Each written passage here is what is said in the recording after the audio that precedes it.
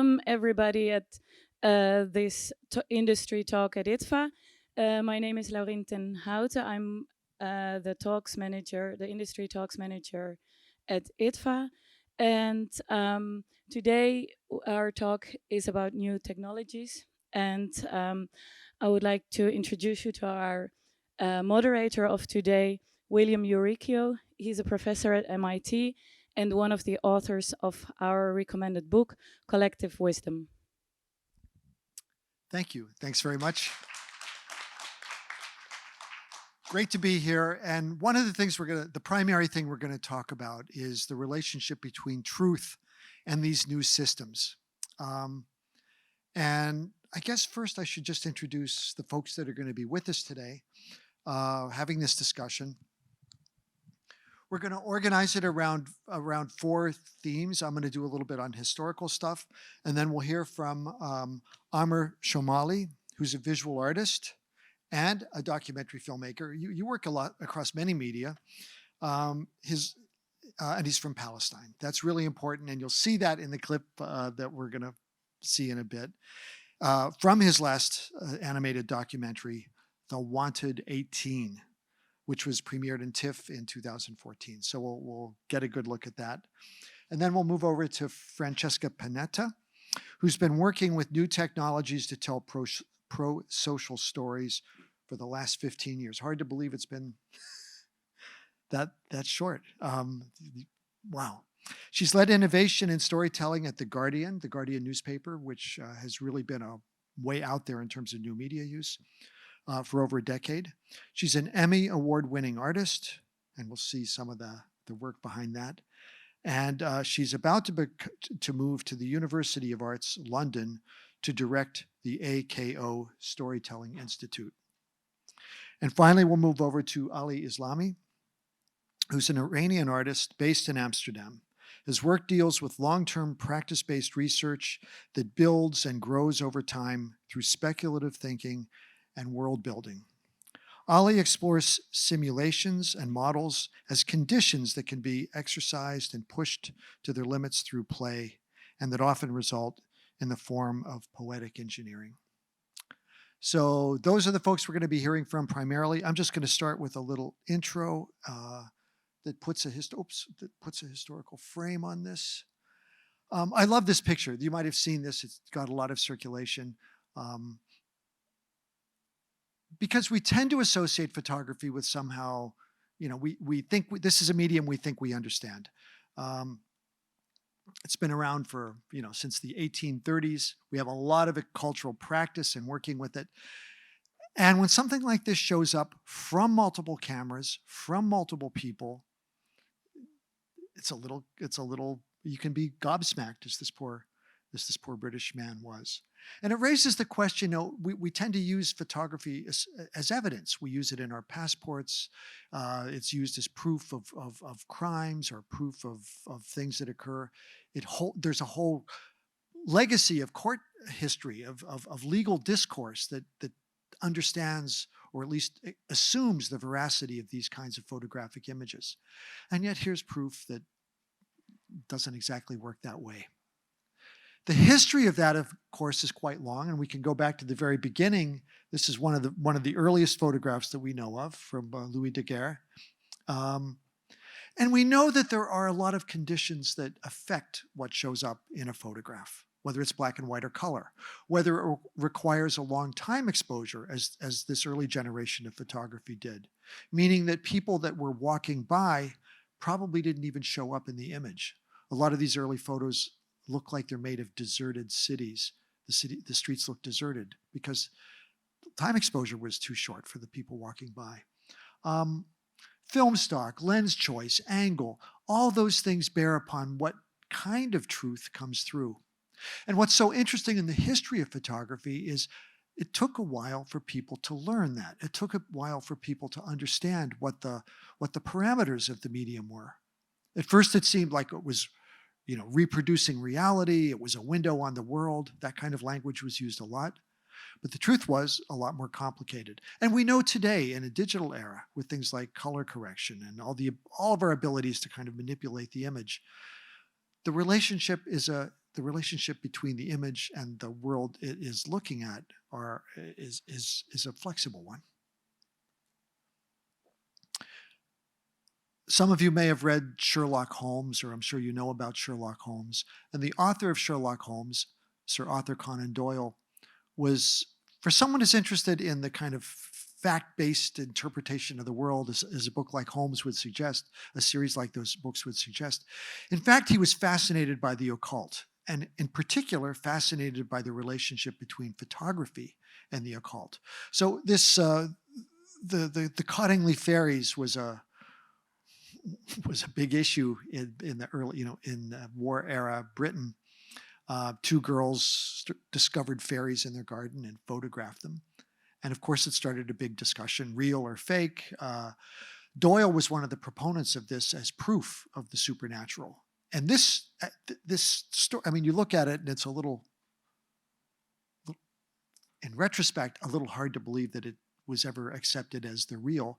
But this story persisted for a long time. I mean, into the post-World War II era. There were believers of people that accepted this as true. And Doyle was also very instrumental in these discussions about ectoplasm, including nasal ectoplasm, proof that these fluids could come out of our body and we were inhabited by spirits. So all to say, the medium got a lot of very creative use, and we know politically that happened as well, with people coming and going in various compositions. All to say that before the medium was really fully critically understood, it had a lot of flexibility in terms of what could be shown or not. Want to just jump to this because this is a film example, a motion picture example of the Edison Company making a film about the Boer War in South Africa. And this particular film had a very interesting history. It was actually filmed in New Jersey in the US, where Edison's offices were, presented as if it were filmed, actuality footage from South Africa. And it's produced, it's about the British. It's from the British point of view. It's pro-British propaganda. But in fact was used by the Boers. The images are so indistinct, it's hard to tell. Used by the Boers at a certain point as the Boer is an action against the British. So the flexibility of interpretation is profound. And what things alleged to be, we know, are not always what they actually are.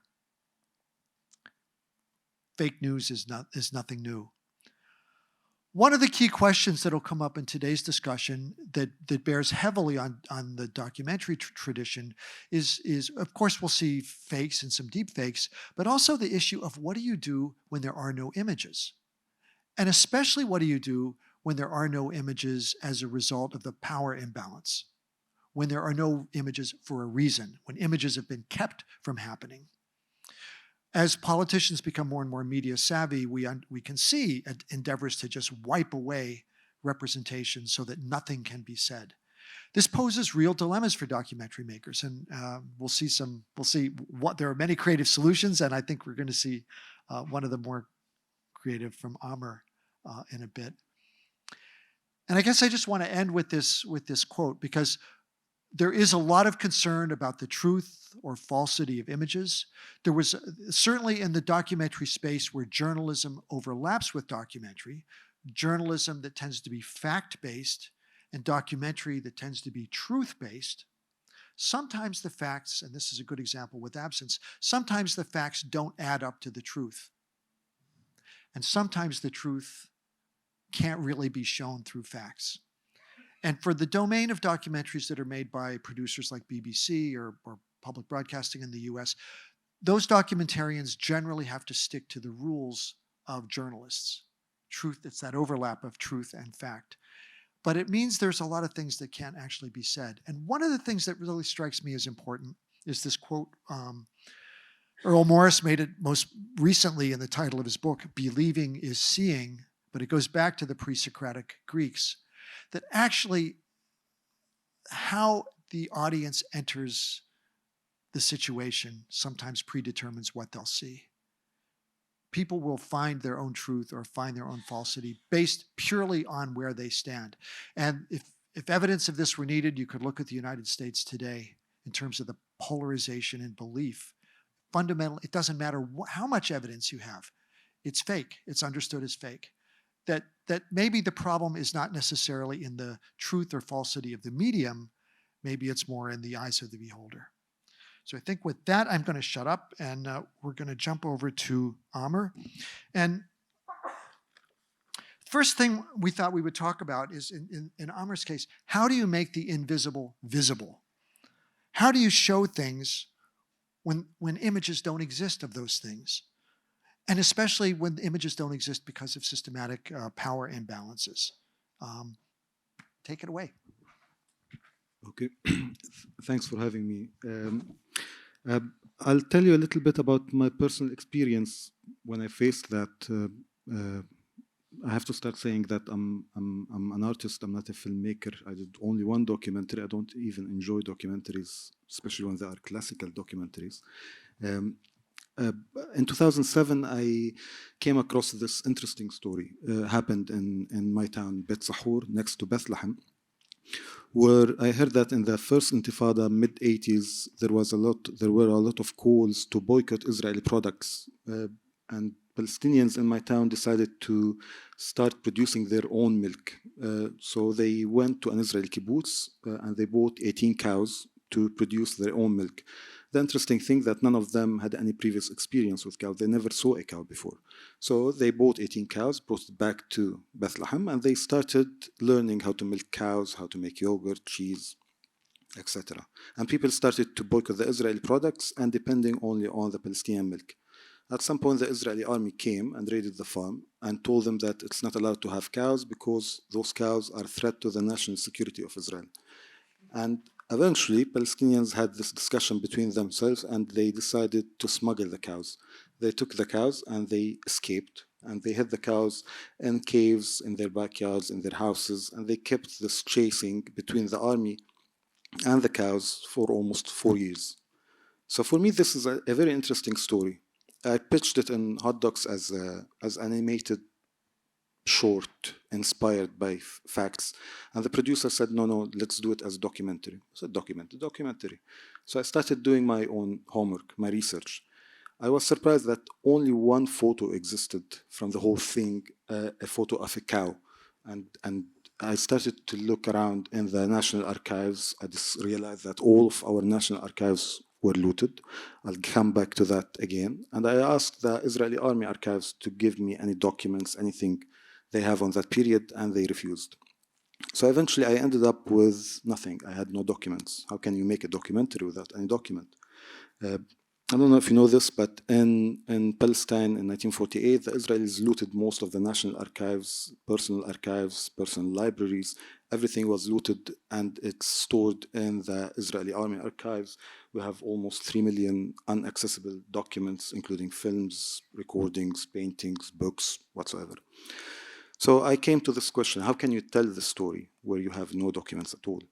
The solution I came to was kind of an interesting one. I'll show you the trailer now. But one of the things I thought of, that there was a fundamental problem with all the Palestinian films that spoke about that period, that there is a little bit of archival materials documented in that period offered to the Palestinians and the filmmakers in general, which is basically throwing stones, burning tires, a violence act during the Intifada. Even that the Intifada itself was kind of a civil disobedience movement. So there is a 10% of the Intifada throwing stones, but there is 90% which was civil disobedience in the sense of farming your backyard, having cows, chicken, strikes, teaching your kids at home because schools were closed, all of those. But all of this, it was not documented. It's not part of the archives that you can access. So basically, whenever you make another film about the Intifada, you are stuck with this limited archives. So whatever you produce, you are producing kind of a fault image about the Intifada. Everything you have in your film is true, but it's not the truth. So basically, what you show to the new generations is kind of a wrong image of what happened in the first Intifada.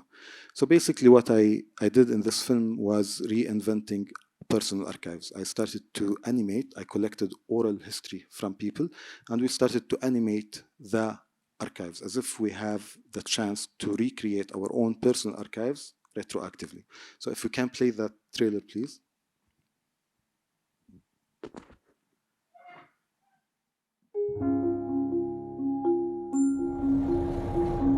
Early 1988, a Bet Sahur cow truck drove to an Israeli kibbutz. An Israeli peacenik there agreed to sell my town the cows. There was Rivka, Ruth, Lola, and then there was Goldie. We are Palestinians. We deserve to have a home. We deserve to have our land. We deserve to have our freedom. And we deserve to have cows. For me, as a teenager at that time, it was about the fun and about, proving that we can stop Israeli cars and vans and products coming into our city. The military governor came one day with his soldiers. He said, and I quote the exact words, "These cows are dangerous for the security of the state of Israel." I can't understand how can 18 cows be dangerous for the security of the state of Israel. We were kings. We were mastering our own destiny, actually. We had a full life. Complete, I would say.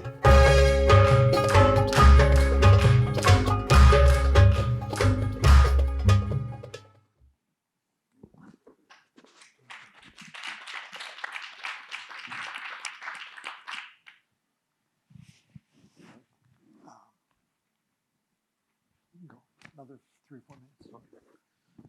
So basically, this is kind of how we dealt with this dilemma of how to make a documentary without documents. Part of the film also was reenactment. And because Bet Sahur is a very small town, I'm from that town, and we were shooting in the streets. The first day, the first scene we were shooting, we closed the street and we started to shoot a reenactment. All of a sudden, people passing by the street, they stopped us and said, like, "What are you doing?" And we said, "We're making a film about the first Intifada." And they said, "Ah, you are the cowboy. Okay, I'll tell you a story happened to me in this place." And they started to tell me an interesting story. All of a sudden, I realized that one of the scenes I imagined and wrote as scripted, kind of similar to the one they told me. And I said, "Okay, let's switch those two. Instead of the one I imagined, let's take the scene proposed by this passenger." And I asked him, "Can you propose somebody who looks like you when you were younger?" And he said, "Yeah, my son." He called his son. His son came. We dressed him, and the son stood in front of the camera, me and the father behind the camera. And I told the father started to tell his son about the story. Like, I was walking in the street, the army came, they stopped me, I pointed the other way around. When they turned, I started to run away. And the son, it was the first time he hears the story. And the son started to act the role of the father. So the father was behind the camera looking at the monitor and giving directions to his son, saying, "Yeah, but you should be faster when you run, you should not look behind you, should lay low when you run." So the camera kind of started to become the medium and the portal between the two generations, the one who never saw any footage from the Intifada and the father who never had the chance to be documented. And the camera started to be that medium. Eventually, it's called reenactment, but that's as close as possible as we can get to the truth and an archival material. So I just want to open it up to Fran and to Ali in terms of deep fake.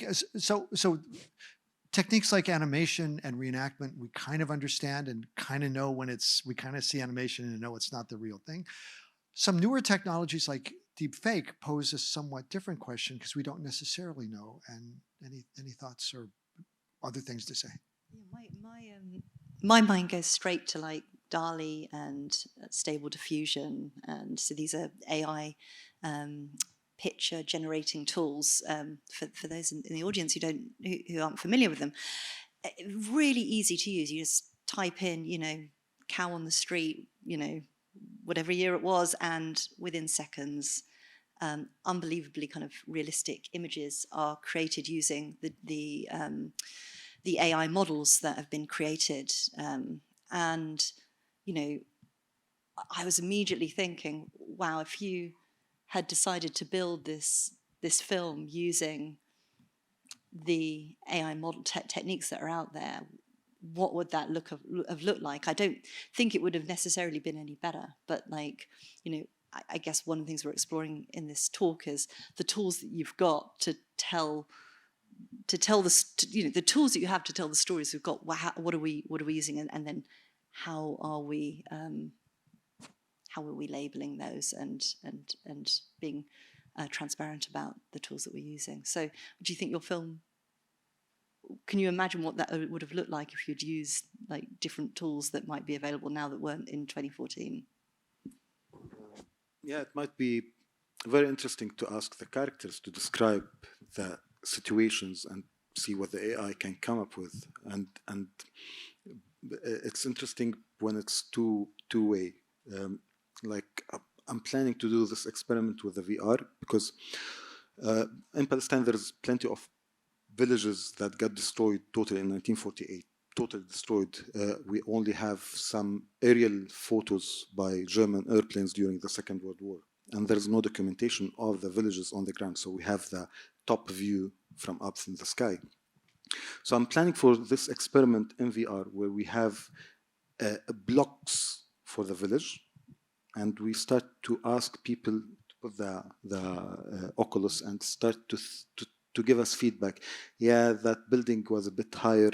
There was 2 windows here, a fixed tree here.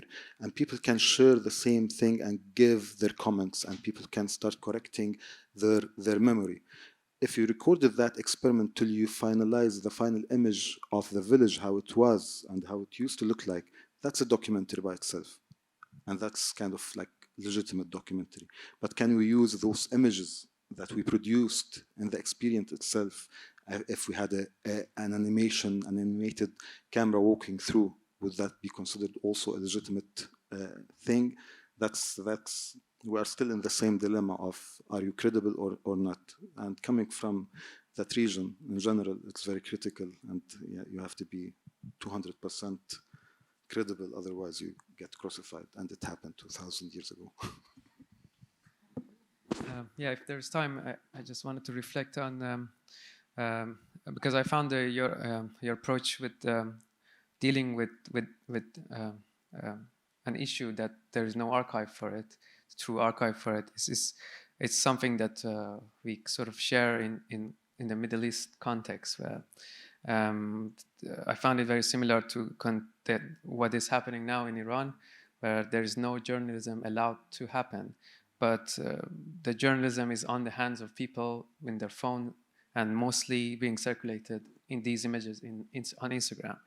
While of course there are, the kind of the way the state would respond to that is all fake news, and nothing of these can be legitimized because these are just images.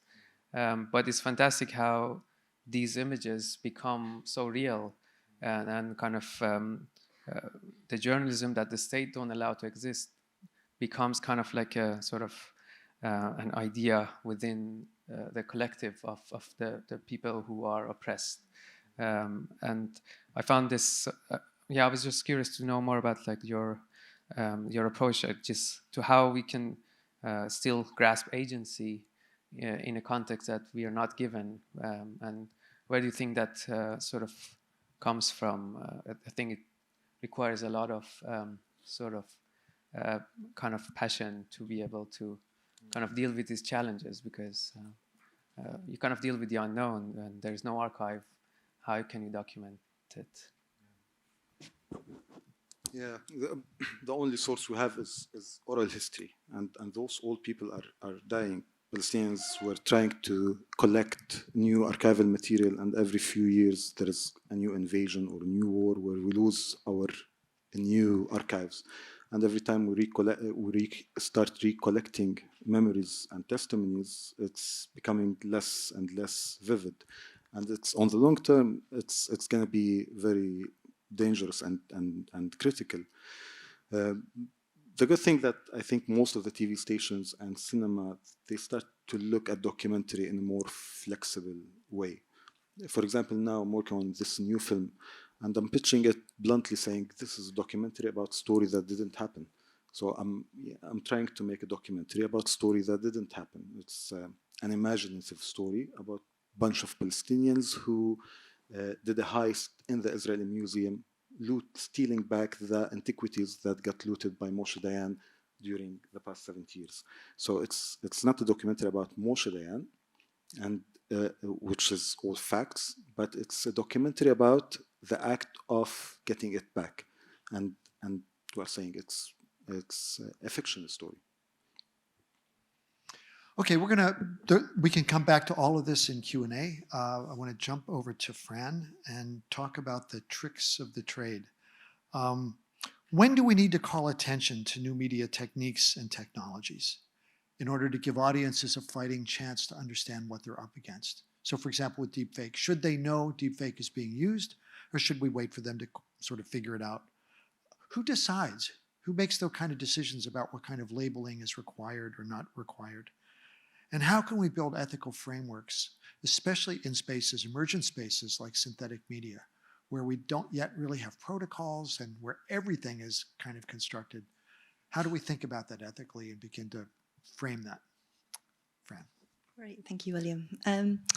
Yeah, so for the last 20 years or so, I've been working mainly in large media organizations that have got quite well-established kind of protocols around what truth is, what facts are. A little like William was saying in his introduction, there's kind of like deep certainty within these organizations about what that looks like. And so I started off as a radio producer at the BBC, and then I moved to The Guardian to kind of set up new media initiatives for over a decade. So setting up like podcasting department, then running interactive features and documentaries, and then running the virtual reality department. And the reason I like working with new technologies and experimental forms of storytelling is that I believe that we can be thinking about new ways that we can be engaging with audiences, new creative ways that we can have kind of more impact through storytelling.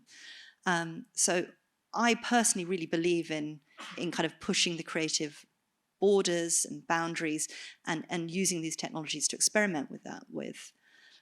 But it also has huge challenges when you're thinking about what journalism, what documentary is, what those tools are allowing and how you should be using them and how you shouldn't be using them. And who kind of gets to decide that? Is it just the big institutions? What about the independent journalists and documentary makers? Are there rule books? So these are the kind of things that I've been kind of deliberating for years now. And I think probably this came up for the first time in a very kind of public way when I was running the virtual reality studio in The Guardian. And there became a lot of discussion, especially within the area of journalism, of what was allowed and what wasn't allowed. And should we have kind of guidebooks within these institutions for what we can do?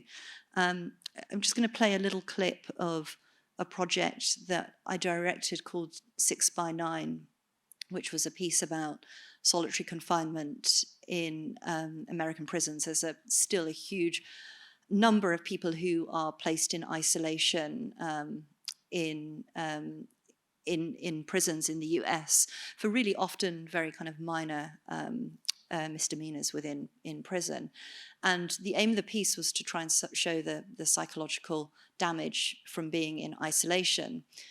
And we decided, and this was quite a relatively early piece in VR within the kind of the latest wave of VR. So this came out in 2016, and it used CGI. It gave you a first-person kind of perspective where we tried to put you in the shoes of being incarcerated in a 6 foot by 9 foot cell.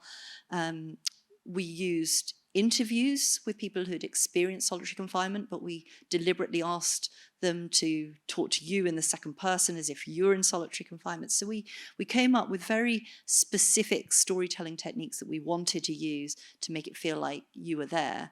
I'm going to play the clip now and then talk about some of the challenges around that. Welcome to your cell. You're going to be here for 23 hours a day. You are going to undergo many different kinds of reactions, and some of them will be more immediate than others. Keep your eye on survival. Memorize your space. After a while, things start to slip. I find myself floating. The toilet that drips. Stupid. People turn on themselves. It's almost like you want to feel alive. You do something to make them notice you. So, now that you're here, what are you going to do? What can you do? 6 by 9, a virtual experience of solitary confinement.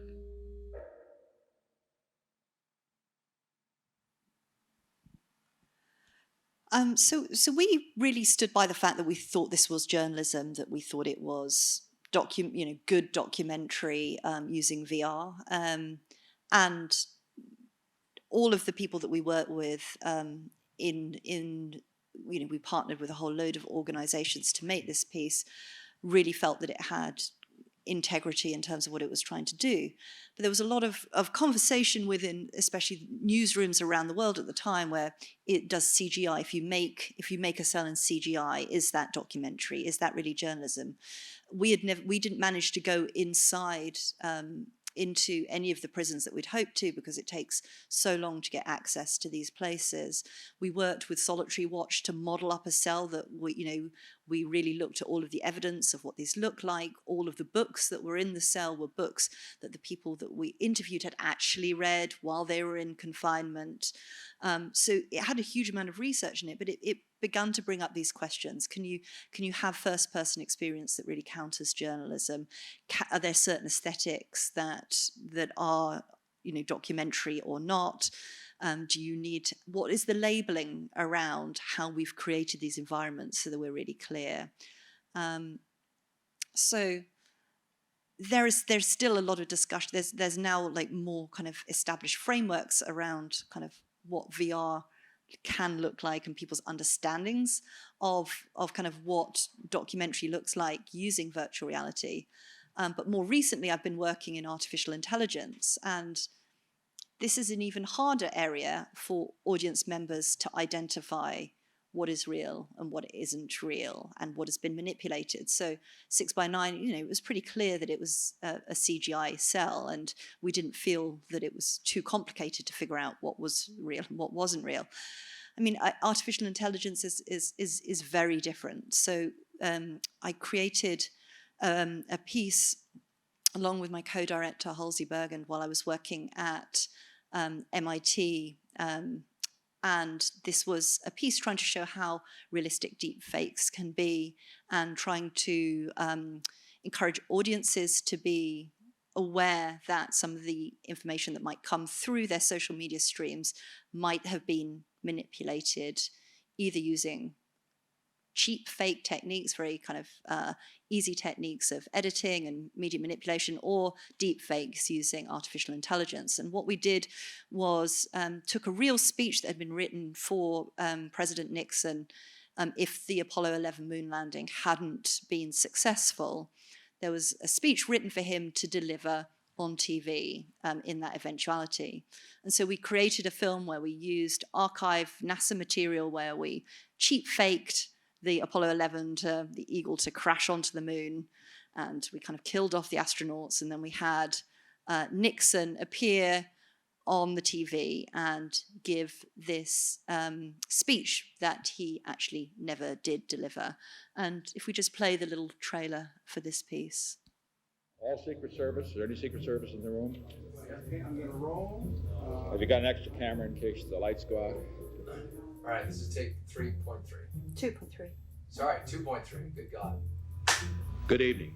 Good evening, my fellow Americans. This is the 37th time I have spoken to you from this office. Fate has ordained that the men who went to the moon to explore in peace will stay on the moon to rest in peace.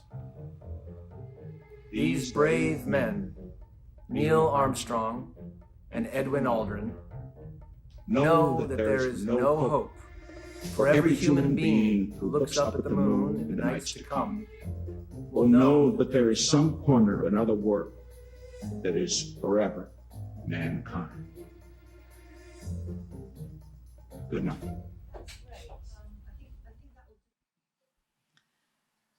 So we were pretty pleased with how the deepfake turned out. It was realistic. We worked with two fantastic companies, Canny AI, who did the visuals, and Reese Speecher, who did the synthetic Nixon voice. The piece is, it's online. You can see the final piece if you want at moondisaster.org, and it's traveled around the place over the last few years. The kind of ethical dilemmas that we faced while making the piece was, why are we making a deep fake if we're saying deep fakes are a problem? How are you going to label this so that moon conspiracy theorists, conspiracy theorists, don't take this and use it to their own gains? How do we label this so that people are really, really clear what we're doing without being incredibly clunky and it losing all artistic value at all? When is it okay to do this because it kind of was a bit of documentary evidence? When isn't it okay to use these techniques? Halsey and I are creating a new piece at the moment that takes us even further and is even harder to grapple with in terms of the techniques and the kind of use of AI. Our current project that we're developing at the moment is called Unstable Evidence, where we're going to deepfake our audience members into situations that they personally find incredibly unsettling. So learning what you believe and care about most deeply, and then deepfaking you into situations that are exactly the opposite of that. And we're just at the moment moving through these same ethical questions. Okay, Nixon was like a fairly, bland, no one's going to be really deeply offended by this particular instance which might have happened. But what are the ethics around manipulating people into really horrific events that they don't want to be in? How does that need to be labeled? Can this project even be online? What is the framing that we need to put around a project like this? So this is I'm putting this out as a very kind of current ethical discussion that we're having at the moment, thinking about a rapidly developing piece of technology and what you can creatively be doing with it, but also what is that kind of ethical framework that you need to place it within. Thanks, Fran. And I think that's really pointed in the case of AI-based technology like deepfake, like the deepfake you showed us. But it also shows up in VR, where emotions can be, where an affective state can be manipulated in ways that we just don't have a lot of schooling in. We don't have, people that make it understand it, but if you don't make it, you don't necessarily understand it. So, any thoughts on this? Fran raised a lot of really compelling questions. Should we label? Do we have to label? Who labels? Who decides? Any thoughts or any other anecdotes? Because I also it's quite a big kind of discourse around AI at the moment. And for me, interestingly, was the idea that what really kind of triggered me in this whole ethics of using VR was when DALL-E, not the results and all the hype around DALL-E, but the second phase that DALL-E actually became a premium sort of pay to generate content, while the results of it is based on the creativity of people who created those artistic images at the first hand. And so what I think this labor, this kind of manipulation of labor, and how do you what do you think about this? Yeah, I think it's really problematic that, particularly in DALL-E and Stable Diffusion, that the artists whose work has been used to model these systems haven't been paid. It's deeply extractive. I think it's that. it's more about, I think, also because there are a lot of alternatives now to DALL-E, and I'm wondering how these kind of platforms can be also kind of create a more, at least a fair playground for this kind of crediting of the labor that's been not credited. So both in terms of the labeling of where the materials come from as well as the financial compensation. I think it's really, really, really important, and it's such large amounts of data as well that have to go in to feed these machines that that it's a massive, it's a massive project to think about what large systems that can do everything that DALL-E can do, that would go and get consent, that would pay, that would label where these images come from. And often you probably know better than I do, Ali, but like a lot of these black boxes, it's unclear what data is even been used specifically to create AI-generated art afterwards. Yeah, exactly. I don't want to, because it's a very convoluted discussion, but I think it's a very interesting domain that kind of as a human, when we want to use like a 30-second music from another artist, it becomes like a wrestling with copyright, and you're always on the edge of like diving into the problematic of like copyright. But then with this new DALL-E, sort of this AI kind of generation, it is in essence came from that sort of like feed, that database. So in a sense, it's kind of digested into a new form. So yeah, it's interesting how technology can sort of like, so as a human, we have to deal with all these regulations, but AI necessarily still is in a kind of an unregulated place. Sorry, did you have? Well, yeah, and I think these new technologies, especially because they're moving so fast, the idea of what the frameworks and the regulations are always behind. I mean, we see this with the large tech companies at the moment, and by the time they've got very large, it's very hard to stop them as well. So, that just gets harder and harder to slow down. And as artists, we don't want to be slowing down because we want to be able to see the creative possibilities at the same time. It's incredibly difficult. Yeah, my grandmother used to tell me when they first got a TV in the town that people started to talk to characters appearing in the film and knocking on the side of the TV, thinking that there's people living inside the TV. And for them, that it was kind of a new thing. And I assume when the cinema started, they had to keep telling people that those are not real events. Mm-hmm. Don't be worried of the train coming off the screen. Mm-hmm. Do you think we are still in that phase regarding the VR and AI, that we have to highlight the fact that don't worry, the train is not coming out of the VR thing? I think that's going to change in the future. Yeah, I think it's such a good point. Like, I think a lot of it is about public understanding. So, like, now we don't need to tell people about Photoshop or filters in Instagram because we're like really aware of what they are and there is public understanding. So I think what needs to be explained and how it's labeled just changes all the time. And a little bit like William, you were saying about manipulation in VR, like because it's still a new medium, it's not super clear what the processes are and how things have been done. So even though I think as artists it's really uncomfortable to having to be like being really didactic about how we're doing things and what that process is, I kind of think it's a bit of a responsibility if you want to be on the cutting edge of using the latest tools that are out there. There's a responsibility of explaining. And what we did with Moon Disaster, we were really loath to like stick things all over the top of it. Mm. So what we did was built a whole website that then like pulled back the curtains after you saw the film, and we showed how we made it, and we talked a lot about the ethics around it. And we always make sure when the piece is traveling that it goes with those materials. Because I feel that there is a responsibility because it's not really publicly well understood how these what manipulation is possible and how it's done. Yeah. So two things really emerge from this, and one is media literacy. We can come back to this at the end. What people expect, how they understand what they see, and the other is the labeling issue, which you guys did brilliantly and got an Emmy for. I mean, well-deserved Emmy.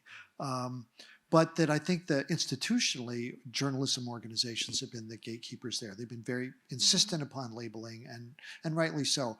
But the more open space of documentary it's kind of hit or miss still at this point, and the protocols aren't really there. And there's not an overarching organization that's policing it. So it is open for uses both good and bad. So yeah. I think we're going to, Fran, I know you have to go. I'm sorry, I have to leave you. I've got to go and catch a flight. So enjoy the rest of the discussion. Yeah, it's too bad. Fran, thank you.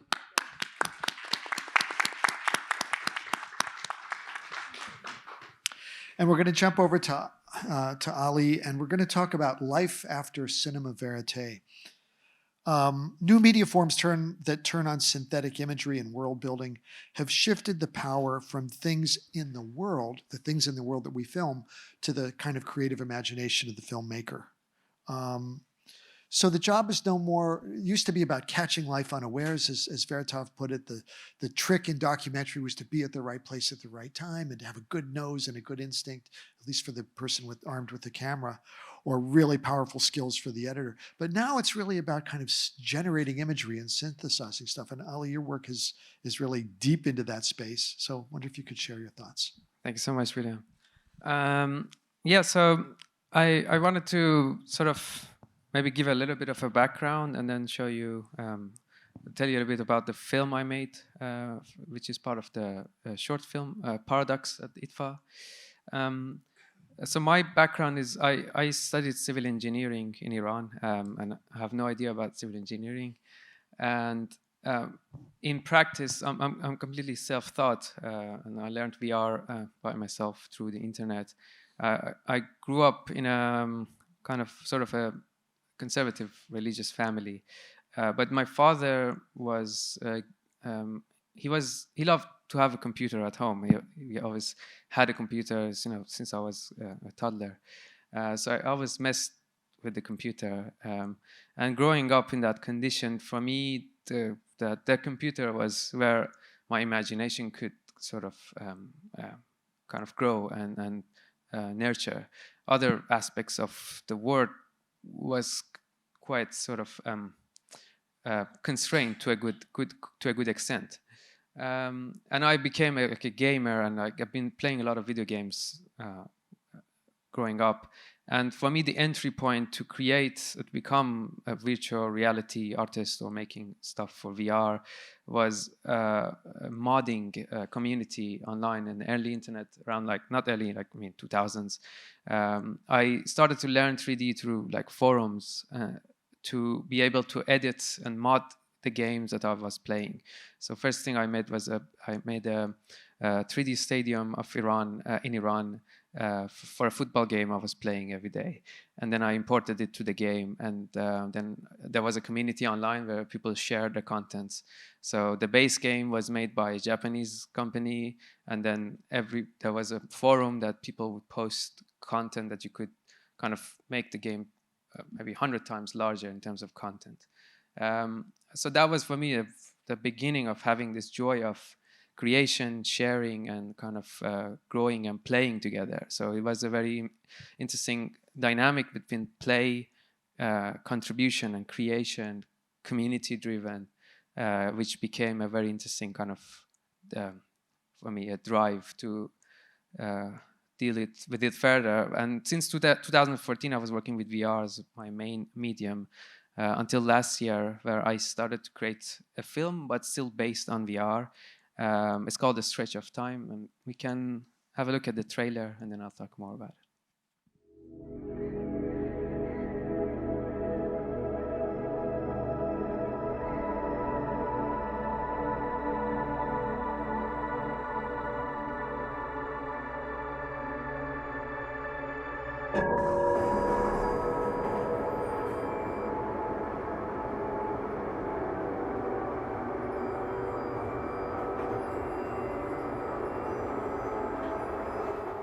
it's so kind of you to come all the way down here.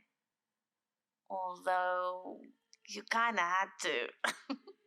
Because we've got some use for you down here for sure.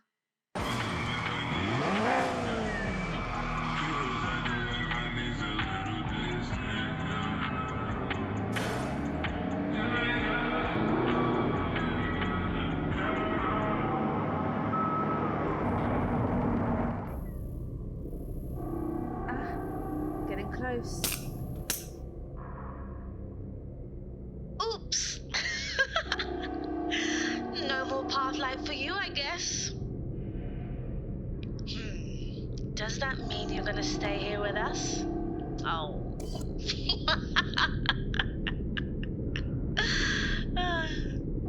If the capsule is red, means it's approved by Suren to exist upstairs. Guess that's where you're coming from. If it's not red, then it's just a trash thought. So it expands throughout almost the entire basement. You don't even want to know how big is that. These are things that they don't want you to know, because they want you to stay tired, just the way you are, every day. But not so tired that you burn out, just a little bit below that. You have no idea where these capsules are coming from. They for sure make us better.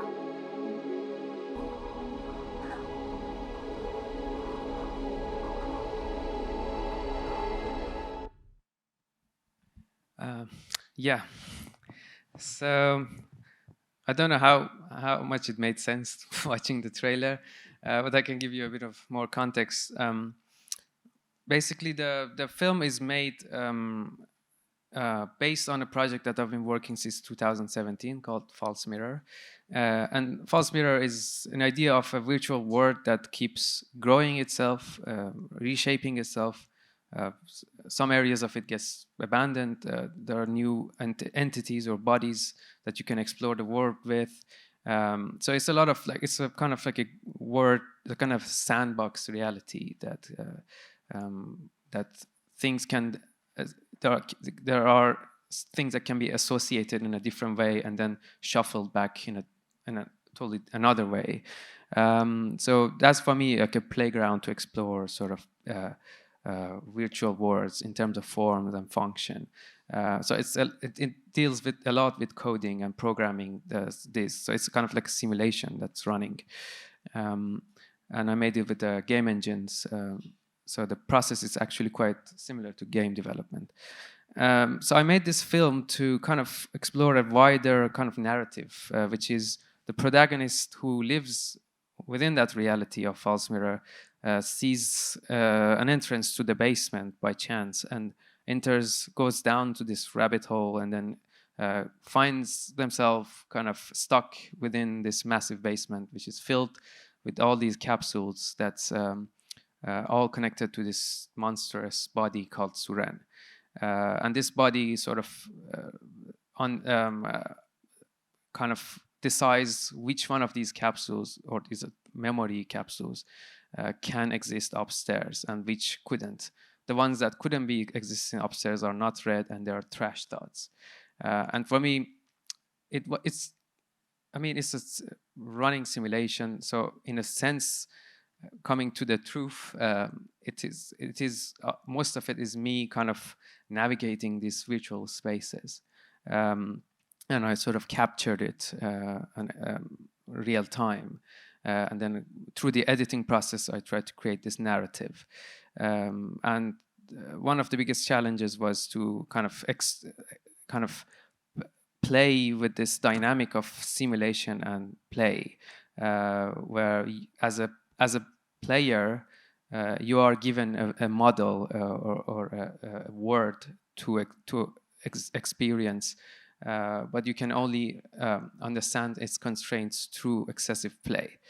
And there's one trash thought which I wanted to show you. It's, I think, around 2 minutes. which I created from a car simulation game called Assetto Corsa. You can watch it if there's time enough. Trash thought. Trash thought.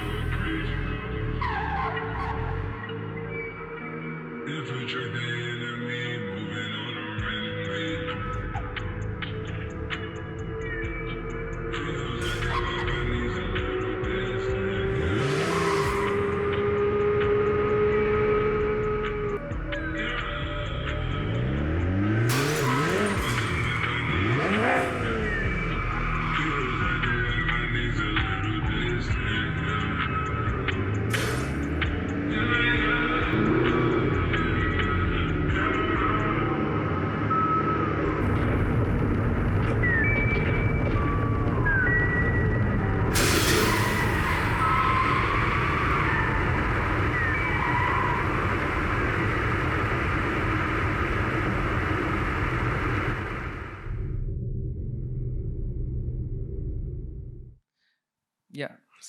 So yeah, so this trash thought, which was part of this basement, one of the capsules in the basement, I recorded it from this car simulation game that I used to play after COVID, because I love driving, but my driving license doesn't work here because I have to study again. My Iranian license cannot work here anyways. So I got myself a racing wheel and started to drive within this car simulation game for many hours. And I modified the game based on the community content. So there's a community of people who made this Shutoko highway in Japan. It's 160 kilometers, perfectly matching what is real. And they made this Shutoko highway, so I used it. And there's another guy who made the weather effects. That's why it looks so realistic with the rain. So it's based on that.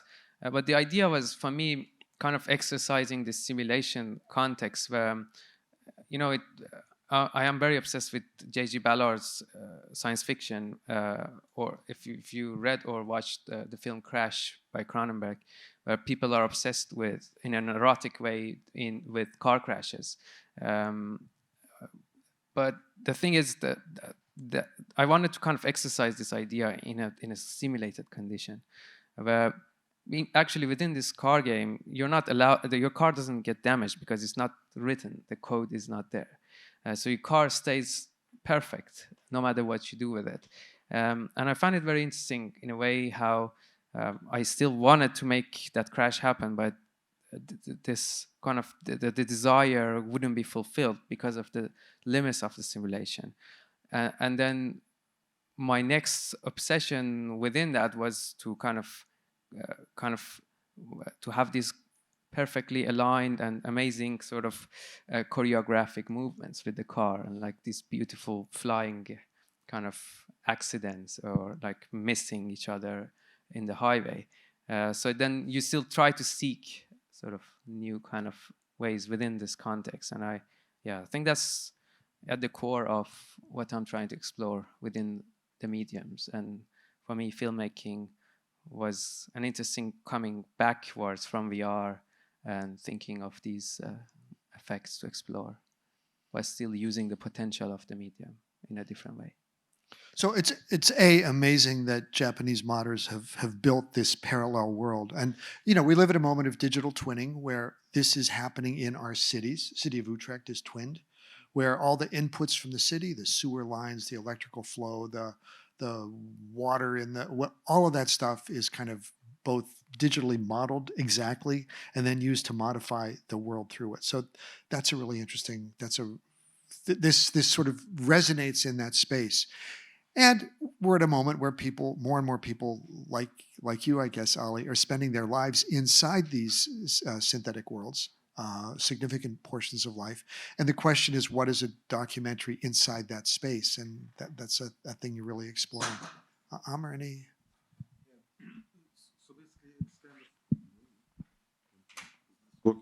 Yeah. So basically, this is kind of a realistic parallel world. And I was wondering, do you think that this word can be used with, especially by activists in police states in general?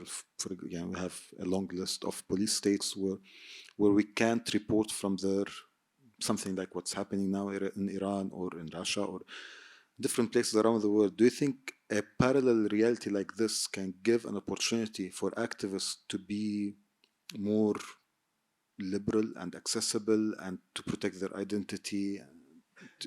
Can we make anonymous documentaries in the parallel reality? Yeah, that's a very excellent point, actually, because I think the way I try to understand the idea of sort of a body or identity within a virtual context is I see them as pawns or as vessels. These are empty vessels, these avatars. They only carry a voice if you embody them. And actually there's like a lot of like YouTube channels that have like the whole YouTube personality is a virtual person, like a avatar, but the person never shows their face. So it's kind of amplified through so basically the virtual body kind of channels the voice of the person who carries it. And I think that's a very kind of important, sort of a very amazing potential for technology to kind of to be able to protect us and kind of amplify our voices. But there is also, on the other hand, there's another kind of aspect of it which is tricky, which creates that can have a negative effect as well, in the sense that it can sort of fetishize or dilute the voice, in a sense that kind of becomes a distraction of what the actual voice is. And we see it a lot in kind of works that deal with digital content that sometimes we get ahead of ourselves with because it's a very seductive medium, and we can get lost in forms that carry no function or no context. So I think being able to keep that balance is a very tricky thing, but it's an important thing. Right, because you might demonstrate something happening in reality, but you demonstrate in the virtual reality. Maybe that thing will change in the virtual reality, not in the reality. It's kind of like empty streets in Tehran, but a full demonstration in virtual reality. Yeah, exactly. We have someone with a microphone here, and if you folks want to join the conversation, we covered a lot of topics quickly, and I'm sure there's a desire to dig down on some of them. So I think if you raise your hand, the person with the mic will come over. Hi, my name is Pauline, and I'm working for the Netherlands Film Festival on the Digital Culture Program. Many thoughts. Just stick with the last one, respond to your example, Amir. I think it's a beautiful thought to use virtual environments to actually change the real world. There is this, I think it's a Danish director. He made a documentary about this boy who tried to escape from Syria. Maybe it is. I don't know exactly where it was, but he found his friends online in World of Warcraft, and he actually won a lot of points there, equals money, and eventually that helped him to escape in the real world and build himself a life in the real world, completely based on this World of Warcraft system. And yeah, and I'm sure there are more examples where people use the digital virtual realm to build onto. It's, I think, a great opportunity, a very good idea to organize something like that, maybe.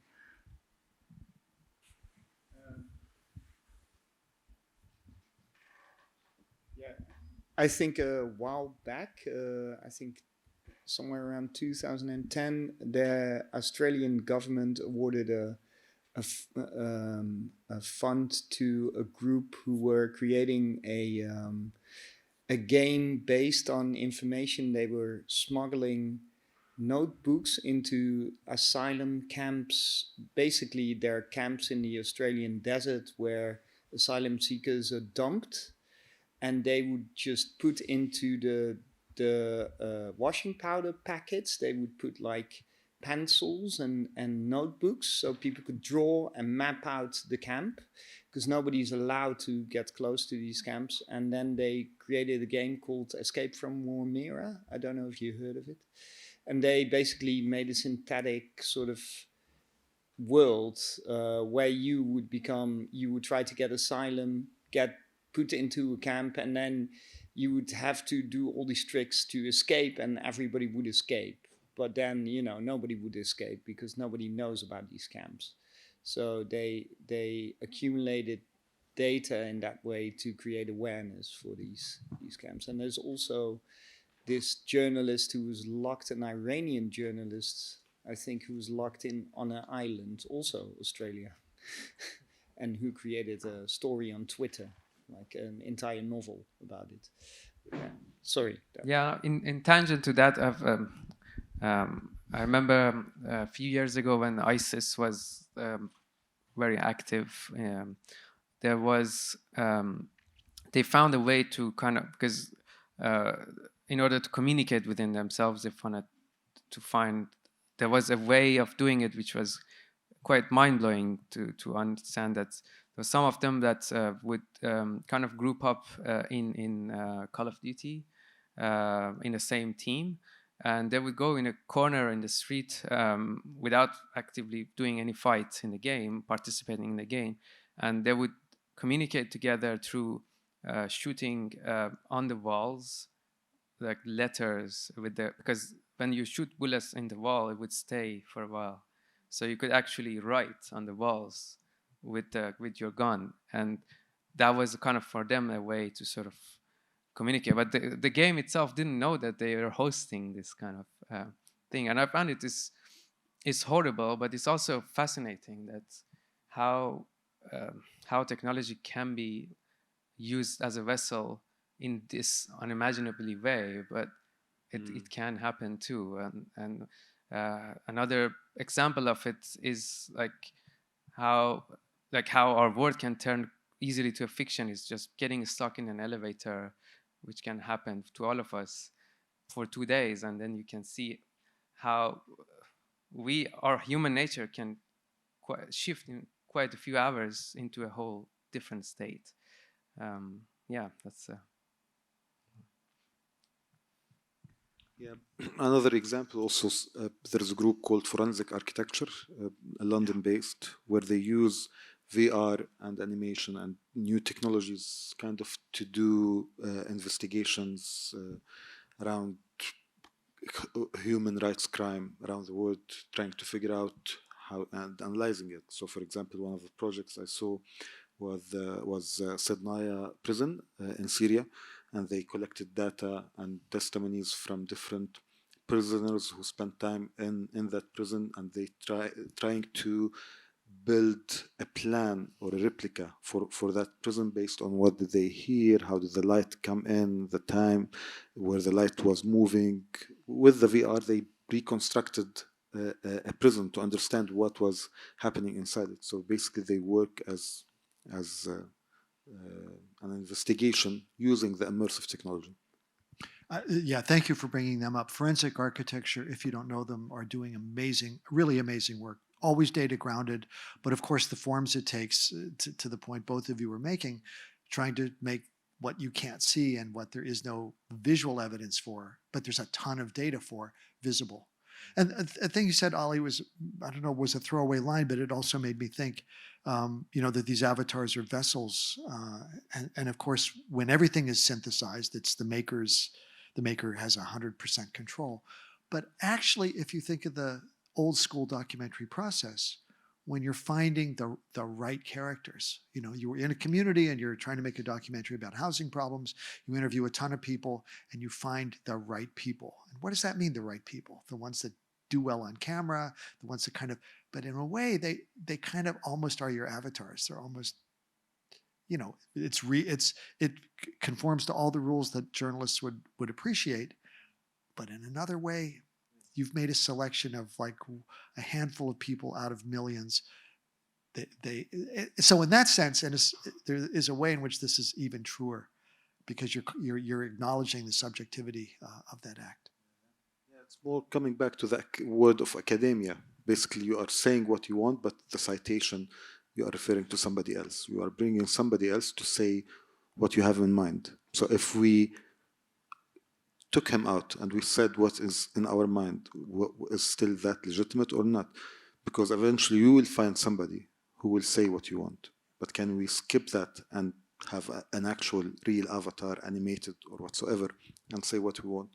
I don't know about the label, how to label that, but I think at some point. And I guess that's the key issue here. Like, how do you label it? How do we call it out? It strikes me that media literacy is a key component of this. And I'm a historian, and I look at a lot of media, let's say before the coming of the film medium, before 1895. And what strikes me in looking at least at American newspapers is the role of illustration, where they did not use photographs, they used drawings, and they would be very dramatic drawings. And I don't think anyone, I have no evidence that anyone looked at that and thought, oh God, that really happened. It's kind of an interpretation of what happened. They understood that interpretation part. And I think in the course of the 20th century, we've grown quite literal. Like, this literally happened.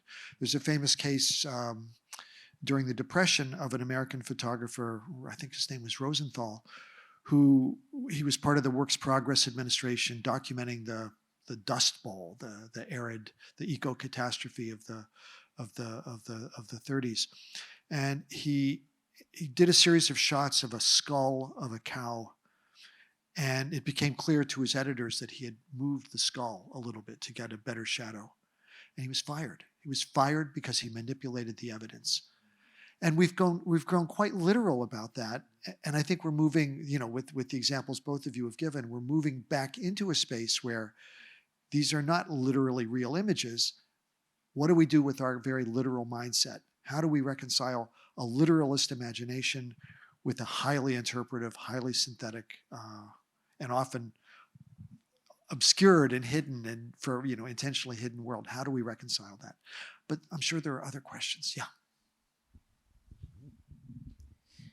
This is such a fascinating conversation, and I am a filmmaker that also deals with erased histories in film. And when I think of the process of filmmaking and the basis of documentary, the history of documentary, Flaherty's Nanook of the North, where he is setting up and directing scenes that are represented and understood by an audience as happening in front of the camera, unfolding as we see them in front of the camera. When we look at Civil War photography in the United States, Matthew Brady and the great photographers of the time, where we understand now, if we know about that process, that they actually moved bodies to create mise en scène that fit whatever story they were telling. When we look at all of these things, our technology changes, but there's also the question of our contract with the audience, right? And our transparency in what we are doing. And it's not just media literacy, but the question of the authorship and how much is admitted about the process of that filmmaking in terms of communities which have not been documented. I think it says just as much that there is no archive, right? And then we, in history, we try to triangulate with whatever documentation exists to say this happened because multiple disparate sources say so and they are trustworthy. In journalism, we try to have multiple objective voices that can overlap, and then we say, okay, there's two sources here of independent truth, right?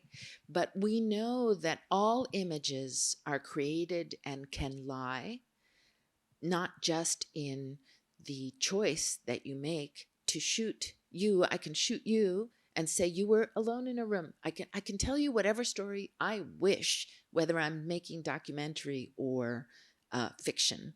So there is always that implied contract of truth in documentary, and there is a certain falseness to that, right?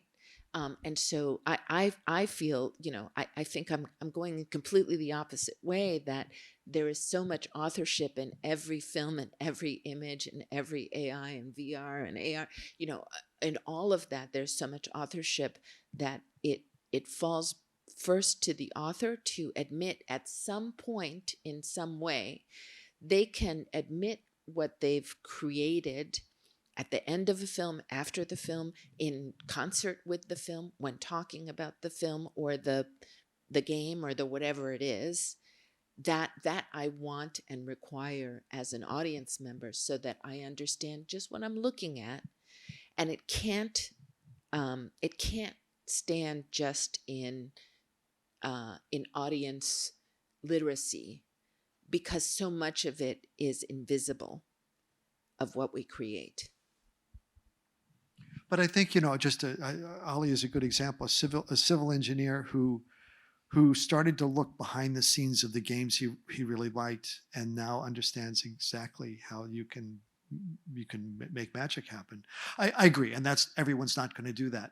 And it makes me think of the moments we celebrate as cinema verite and direct cinema, where besides being either fly on the wall or fly in the soup, depending on which of those two terms you use, both of them were very good at making the apparatus visible and showing the process. But look what's happened to that language. It's been co-opted by advertising to read as immediacy or reality somehow. I wanted to add to that because in a sense, like the way I sort of deal with making is that I kind of like have a kind of wrestle with the computer and computation process, and I try to do most of the things myself in terms of engineering, because that's a generative process. Because working with a limited resource of the computer is this collaboration with the machine, where the machine tells you what you're allowed to bring to existence. So it's not necessarily a free word. You are in a kind of a conversation in a sense, and that's how I see coding in a way that it sounds quite like that you have all the control to create anything. But at the end, you are, to a great extent, in sort of in a conversation with with the machine you're dealing with. And maybe it's a bit of a weird example to compare it to, but for instance, I found it in documentary, like the way Abbas Kiarostami deals with the kids was quite amazing and quite novel and new, in the sense that without sort of manipulating the kids in his films, he creates like a condition where the kids can be themselves and bring their emotion. It can be very poetic, the results, and something you wouldn't expect from a documentary film. But it brings a true side of a kid that that completely kind of takes the camera out of the way and becomes a very sort of honest representation. So I think, yeah, I just wanted to say that the results sometimes can look fictive or poetic, but it doesn't mean that it's not necessarily linked to the truth side of the reality that we are living in.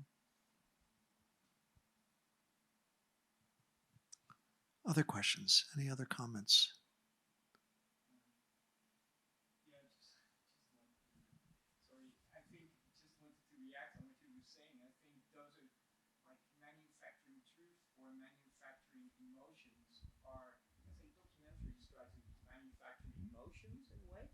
And not so much the truth in that sense. So I think any just to get an audience engaged with a film, it's much more about the emotion than the actual facts. So yeah, just in the sense of, as a comment on documentaries, I think they're made to generate emotion in a way. But I think it's usually trying to generate emotions in pursuit of, in terms of engaging people with some kind of a truth, and to maybe even act all the theory of change stuff, which is trying to get people to do something about it, not just like nod their head and have another beer. True. Yeah. But I think just maybe a good place to end. But it's just that distinction between fact and truth is a really important one. And the deep fake thing, the fake news thing has kind of blurred that a little, because it's very much about the fact. But what we're seeing here are a lot of, two really good examples of trying to pursue the truth through any means possible. Yeah. As I said, I think truth and facts should be two separate things, and also documentary films and news should be two different things. Maybe we can't use deepfake in the news, yes, but the purpose of documentary is not only informing people. I think those times are over. It's not about informing people what's happening. It's about pushing them to take action. If we agree that the purpose of documentary is to ask people to participate and be active citizens in the world, I think it's more about emotions than facts. Definitely facts are in the background in some cases. Ali, any last words? I have no last word except that very well said. I totally agree with that. And yeah, it's as I said, it's truth lies in different realities, and we're not in only one reality. It's like a pile of so many layers, and I think it's. We create these models, but there's never a perfect model. We always kind of intertwined with so many models around us, and what's important is to kind of take responsibility and accountability of the fallibility of the models that we keep creating and participating ourselves with.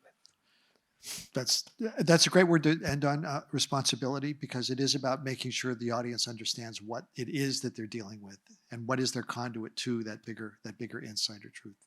Thank you both very much, and Fran, who's no longer with us, but thanks, and thank you for being here.